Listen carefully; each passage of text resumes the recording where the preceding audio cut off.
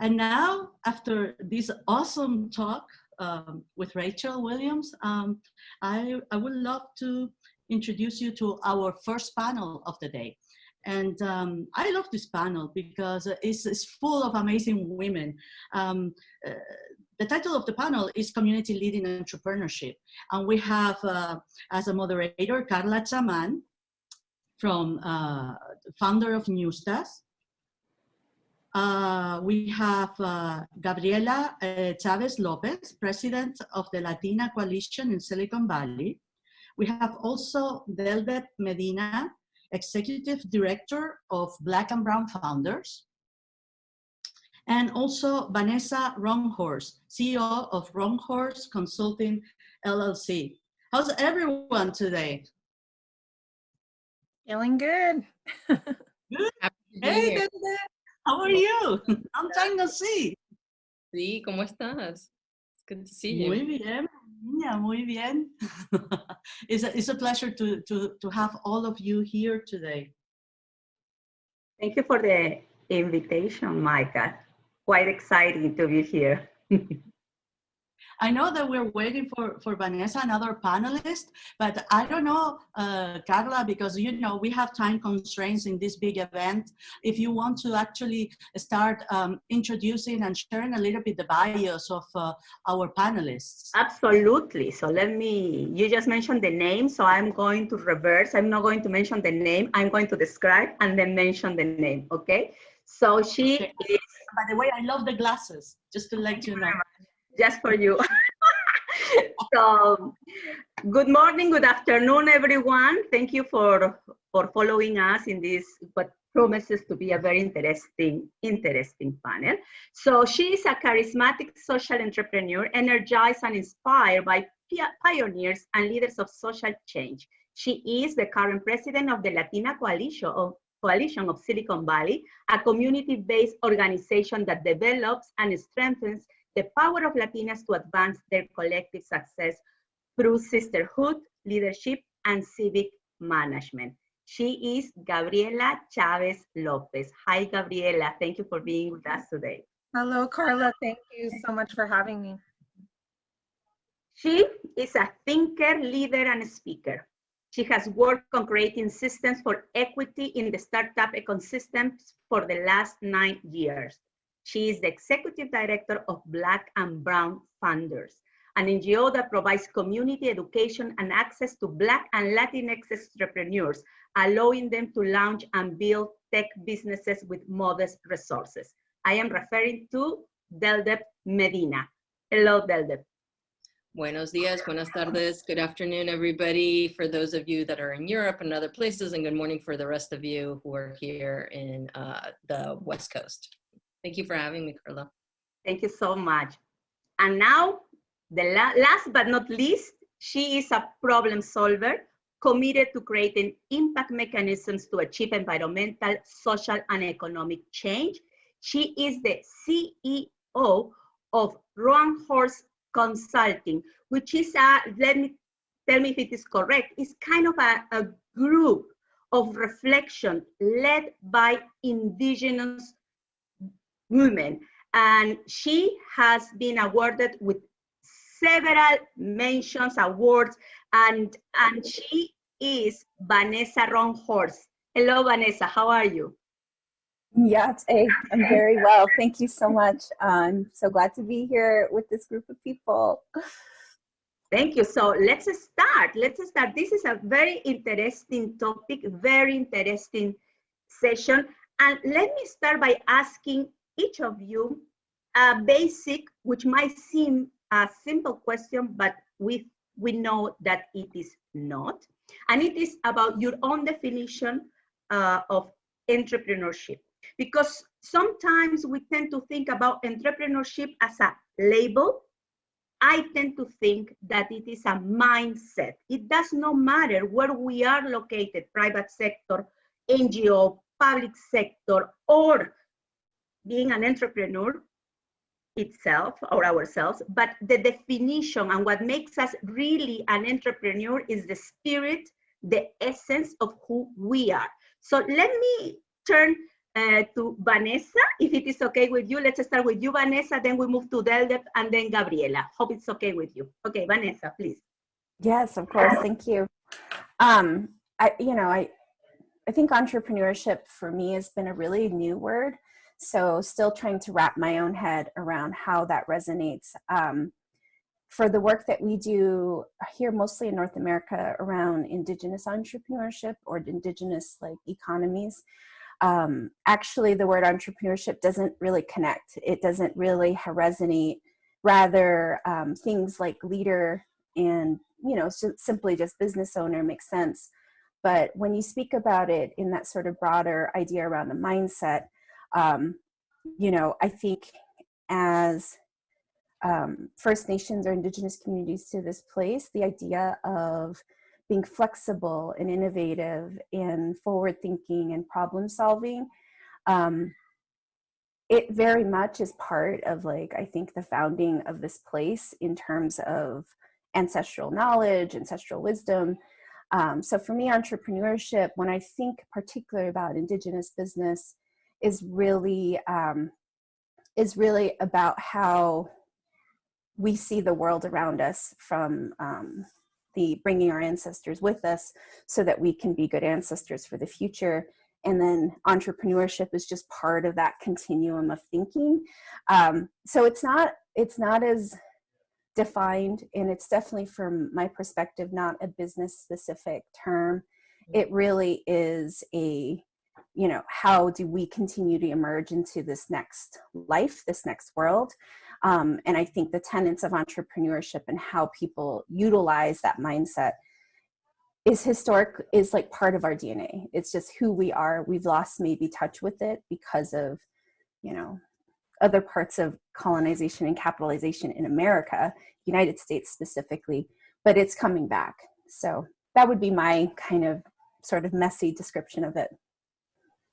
Thank you so much, Vanessa. Beautiful reflections, especially thinking of where we are, right, in the Americas, in all this fantastic continent with this level of heritage across the region. And what you're saying is so, so important, because this mindset with flexibility, with innovation, has been demonstrated by our ancestors, as you said, the culture that we, each of us being Latinas, carry with us in our DNA, as you said. And Vanessa, I will get back to you after we hear from Deldelp and Gabriela, but beautiful words. Thank you so much. Deldelp.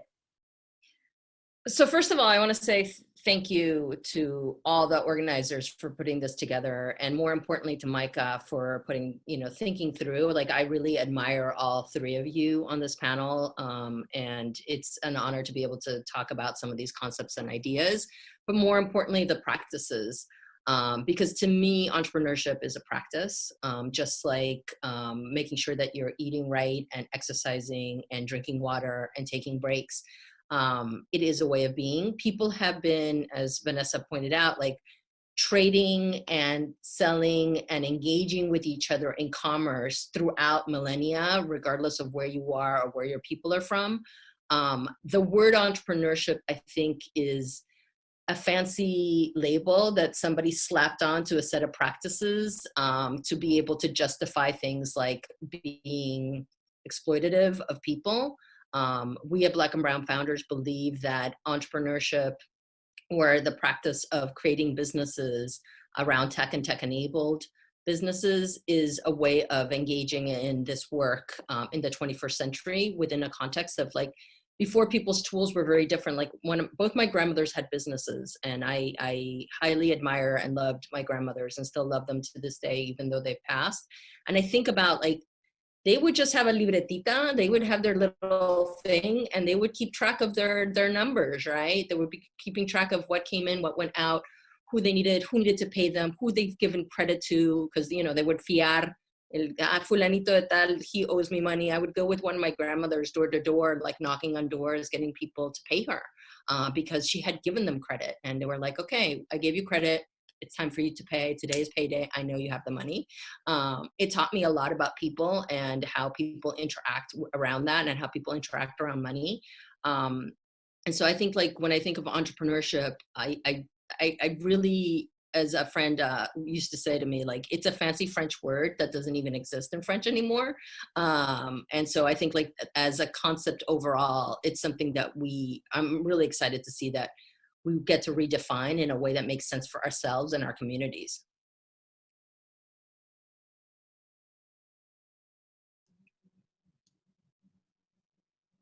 Thank you so much, Deldelp. This is very, very good and very inspiring. Again, going back to our ancestors, where we come from, and strong, courageous, and brave women. So we'll go back and discuss these issues with you. And finally, Gabriela. Yeah, so I think for me, I've recently embraced this word because people would call me it before I called myself that. And so I kind of thought about this question a lot. Well, what does it mean to me? And for me, what I've found is it's just a way that I approach the world. And I think a lot of Latinas approach the world. They're natural problem solvers in their families, in their communities, in their workplaces. And so it's really that leader, that person that's looks at something as status quo and realizes that it's not working, and it's not working for our communities, it's not working for our families, and they want to change it. And so they come in with this creative idea or passion, or we've called it all of these things over time, and really a change maker, someone who just isn't satisfied with the way things currently are. And so for me, it's about organizing. It's about getting people behind your vision, beside your vision, supporting it, elevating it, and really leveraging resources. So me with Latina Coalition, people have called me that, and I've embraced it because I do get the practice, like Deldelp was saying. I do get the ideas behind it. And I think that in many ways, Latinas are just born and bred to be entrepreneurial in their way of life. We just haven't called it that before. And so I'm really excited to really dive in deeper to the practice. And at Latina Coalition, we really like to expose our members to new ideas, new mindsets, new ways of approaching things. And so that's kind of what it means for me. And I think it starts with us personally being able to understand sort of our natural inclinations and really sort of owning it, and just keep investing in it ourselves. So I'm excited to talk more about it, but you have the expertise on this panel to talk about this subject. So thank you. Excellent, thank you, Gabriela. And so basically we're talking about demystifying a little bit, breaking a little bit this idea of having a label and call us entrepreneur, when in reality is embracing certain characteristics, certain values, being flexible, being innovative, having the fire, you know, and persistence to move forward. And that applies either if you come from the private sector, if you are in the public sector, if you decide to create your own business. I mean, I am the founder of Ñustas, an NGO. We train, we provide, we help women with training programs how to achieve to their full potential.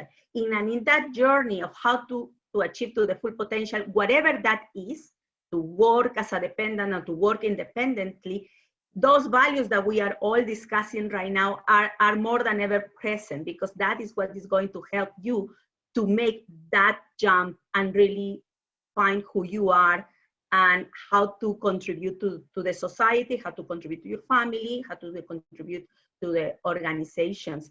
So so no more labels is what I am hearing, right, Deldelp? What is your sense? Well, I think there's a difference between claiming something and being able to step into your own power. And if saying I'm an entrepreneur helps you do that, then go ahead. Like I'm not one that, I'm not about to become the label police, because I just think that's silly. But I think it's important for you to understand what the set of practices are and how you can engage with them. So as you were saying, regardless of where you are, like if you are working at a company and you are ambitious, how do you fulfill that ambition that you have? If you are ambitious in different ways of like, hey, I have this side hustle, I have this side business, I have this 9-to-5 job, and now I have this other thing on the side. How is it that you fulfill the ambitions that you have? You know, the reality is that when women are working, we're not just working for ourselves, even when we're young single women. I've said this publicly, which was I think it's true for a lot of folks, which is like, even when I was young and I didn't have children, I still had family responsibilities. I'm the oldest daughter. And as a result of that, I had responsibilities to my family. So my paycheck wasn't just for me, it was for a series of other people, because at one point I was earning more than my parents were earning. That's not unusual when you go into white collar, well-paying jobs, when you're the first generation to have a college degree. Those are experiences that are real. And so it's important for you to fulfill your ambitions as a human being, but I also want to recognize that so often those ambitions are tied to community and tied to the people around you, because you have a sense of responsibility to them and they have a sense of responsibility to you. You know, and that being able to, from everything from elder care to child care to sibling care, all of these things so often weigh upon ourselves. And so I think of women in particular, and I work primarily with Black and Latina and/or Latina entrepreneurs. Our ambitions are different. The way that we want to see the world is different. The products and services that people are creating are different, because the problems that we're facing are also different. They're not the usual problems. I remember once I had an investor ask me to meet with this team here in San Francisco. They were creating some sort of technology around fertility for women, and all of the team were men. And they literally had just realized upon getting investment that they didn't have any women on their team. And they were like, what do we do? And I was like, you return the money. And sure enough, that team did not last long. Compared to a group of women that are looking at the same problem, probably aren't going to get the same amount of funding, but more importantly, are going to look at the problem in a different way and are going to create their company in a different way. The products and services that they're going to address are going to be different based upon their experiences. And in some ways, it's also your advantage. So yes, you might not have the capital upfront that you want in the way that our male counterparts get. But the realities are that your ability to actually create something that has long lasting and that actually creates impact is much higher. Thank you, Del. The very nice reflection. And certainly there are tons of studies that are demonstrating the value of real diversity and inclusion in every aspect of our economy when you bring women to the table in the decision-making process, not only to operate, not only to work, but in the decision-making process. And this is a very nice way to transition to the second question that I have, and I would like this time to start with Gabriela. It is leading by example, because a lot of what we have been discussing is leading by example. How, Gabriela, in your organization and in your personal life, how do you lead by example in achieving all these values, in achieving all these aspects that we are discussing right now? Yeah, so I mean, I think with, especially in the nonprofit space, you have a mission, right? So do what you say you do. I think that, then just stay committed to that and don't, you know, have mission drift and get into all of these different other things. I think you have to stay focused and dedicated to your mission and truly do really exemplify those values that you say are values of your organization. So for us, you know, one of the things is sisterhood. So we have to model sisterhood in the way that we operate as an organization, in the inclusive nature of our events, in the supportive nature, and not holding each other back, but really helping each other propel forward. So we, and I, leader, have to model that in my everyday life.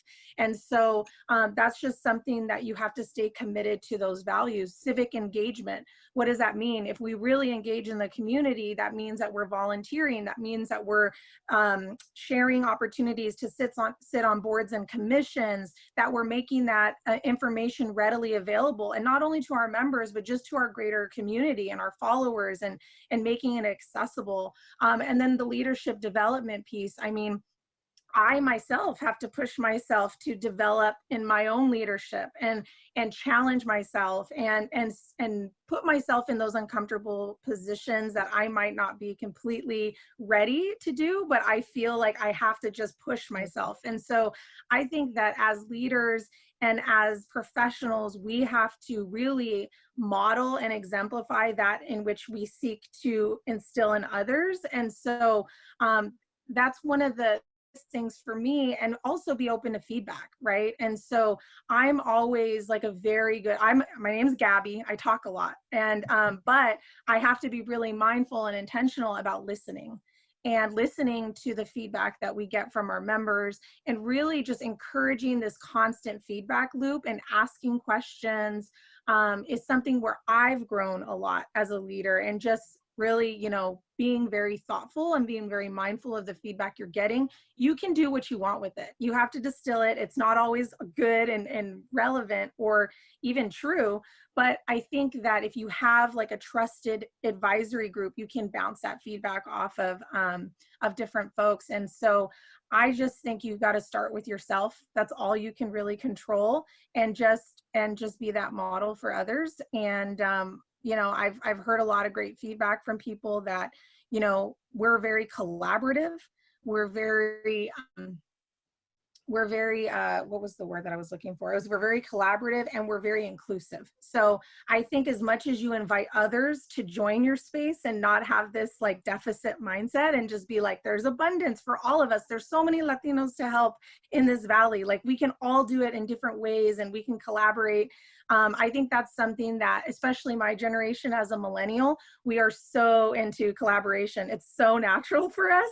And so I really try to bring others along in that kind of vision for what this organization could be. So thank you, Gabriela. And yes, it comes natural in women to be collaborative. It is a characteristic, again, from our nature. So let me turn to Vanessa now. Same question, Vanessa. Leading by example in your community, with all the background that you have acquired. What are the key elements that you use, the key values, the key aspects that you use to lead by example? I think, you know, I think the thread for sure is that I think as women and brown women and women that have been pushed to the side, you know, our ability to be flexible, patient, and often like take on frontline trauma is really hard, and is hard on us because we see it play out with our mothers, our grandmothers, our aunties, our nieces, our daughters. And so like, I think a lot about how do I lead? Obviously it's like, how do I break those cycles of trauma? You know, how do I hold space, and how am I showing up for my sisters across from me at the table who also were going through the same thing? I think for me, it goes so much back to the values of like, why are we doing this work? What are we trying to get to? And from the work we've been building here in the Southwest region of the United States, and then really hoping to grow this nationally across the United States and into North America, is that that we have to bring women back into the circle because we've been pushed out. But that value of recognizing that the voice that we have from that part of our community has always been at the center of these conversations. And in the United States, with colonization, we have those conversations were effectively destroyed. And so we're rebuilding this idea of a balanced relationship in which we hold the spiritual energy of multiple genders in us, because that's the power of the human soul. And so we try to show up by ensuring that we lift and amplify women's voices. We're lifting and amplifying sort of like an intergenerational approach to economy, an intergenerational approach to business. We're also reminding our community, as well as investors and donors and future partners, which is, we're not interested in recreating the same type of business or the same type of capital access that exists today. What we're trying to say is there is something deeper in us that recognize that the human form is just one part of a broader world of all living beings, but also that as community, if we do our jobs with the values in place, all people belong in this ecosystem of opportunity and this ecosystem of life. And that there is no real hierarchy over time, but rather if we're all actively pushing and developing into this together, and we're ensuring we're bringing women back into the circle on this, that we know communities will be cared for. We know our children will be cared for. We know our elders will be cared for. We know all of these things will happen because they are happening now. It's just we're so marginalized as a voice and as a strength. So when I think about how do I show up for that? You know, it's an everyday intention that I sometimes don't do well. But I wake up every morning with the goal of saying, you know, to what end and who benefits, and what is my harm in this place, and then what is my solution to addressing my own harm that I'm putting out there. In some ways, to me, when I think about it in the scheme of entrepreneurship and economy, this stuff doesn't actually normally come into conversation because everyone's so focused on profit and revenue. But yet it's like, if we're not investing in the whole human, the whole person, the whole heart, the whole community where we're from, business, entrepreneurship, economy doesn't mean anything, because it starts with our health and our wealth, and it's health first, then wealth. So that's kind of like the place that I've been coming from. And I'm really grateful to work primarily with Indigenous women in a lot of our activities and work. And we don't just do Indigenous work. We take our Indigenous ways of knowing and apply it across multiple sectors and activities, because we see the replicability around this thinking. So it's infused, right? Like, it's not one thing outside of me. It's you show up every day by putting one foot in front of you with the intention that, you know, and this is the last thing I'll say about this, what you know is I will never see the fruits of my labor. But that's okay, because I'm planning for my son's children's future. And I'm okay with that. But I think it's a very big disconnect to how we're taught today. You're absolutely right, Vanessa. Thank you for those inspirational words and wisdom that you are sharing with us. Time flies. We have just 4 or 5 more minutes. And if I would like to ask each of you for one specific actionable item that, after this conversation and during our preparatory meetings, we were discussing a little bit, what will be that actionable item that you personally, or your community, your organization has as in mind for 2021? So in 1 year from now, when we meet again, we can look back and say, this is what we said, this is what we wished, and look what we are now, what happened. So in less than 60 seconds, if each of you can tell us what will be that actionable item that you yourself or your organization can commit for 2021. Let's start with Deldelp. So first of all, I want to acknowledge the pandemic. And I want to acknowledge the fact that we're all communicating via electronic mediums from all over the world. And so for 2021, to be able to remain safe and healthy, we're going to continue at Black and Brown Founders to do digital only content. So please come to our website. Please check out our bootstrapping bootcamp. We have scholarships available for people. We're really going to try to scale our offers on our website so that people can connect with us digitally and stay safe and healthy. Excellent. Thank you, Deldelp. Let's go with you, Gabby. Yeah, so I mean, I'm all about community. So engage in the community in any way that feels right to you. Learn about your local boards and commissions. Run for office if you're just had it and they can't figure it out. You yourself can run for office. Latino Coalition is there to train you, support you, and connect you to others that have successfully run for office. We've seen in our own local community the success of that. So just engage in your community and volunteer for an organization that you believe in and that aligns with your values. Your time, talents, and treasures are so needed right now, especially as entrepreneurs, business leaders. Get out into the community and give back because, again, you have so much to give. So thank you, Gabby. Vanessa. Thanks. Yes to all of those things. And In this year, you know, my call to action is to do some learning and understanding of like, where do you live and how did that place become a place? I think part of us we have a big disconnect in recognizing and reconciling how places become a place. So that's one. And in that journey, you will learn about the first peoples of that land, whichever land you're on. The other one is invest in our leaders. If you have the resources, if you have the time, whether it's mentorship, coaching, or direct dollars, invest in the leaders. Yes, invest in our organizations, but our leaders are the ones who need the most support. As you can imagine, leadership isn't easy and it's very lonely. And we need to be doubling down on those leaders, whether it's electoral opportunities, leaders on new boards, leaders in new CEO, C-suite executive positions. Invest in them. Those movement creators need your help. Thank you very much, Vanessa, Deldelp, Gabriela. I would like just to add couple of things what we have heard today. So entrepreneurship goes beyond a label.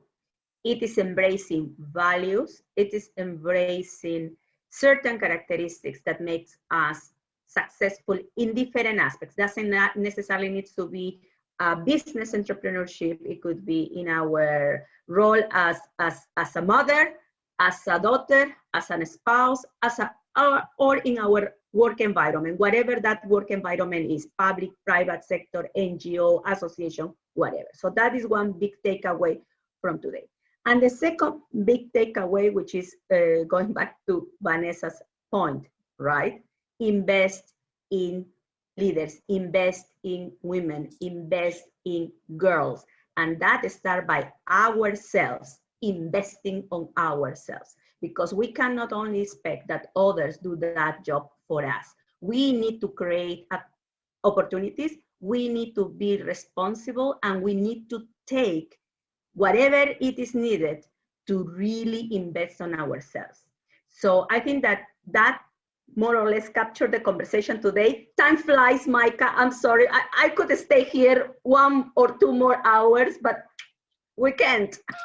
No, I know. Thank you so much to all of you for inspiring us. And just let me say one thing. I have plans for all of you. And as you very well said, Karla, invest in women. So go to Heroikka.com, check out the awesome projects from these women. And if you think that you can promote them in your social media or share one of your skills with them, they will be super thankful. Look at our chat. They're all saying, hey, how can I have one of them as my mentor? How can I get a hold of one of them actually to give me some kind of advice? I mean, everyone is awesome. And that's what we're trying to do here, build a community so women with initiatives, ideas, and actually leaders, they don't feel alone during this path. Okay, so thank you so much for being here. You know that you warm my heart all the time.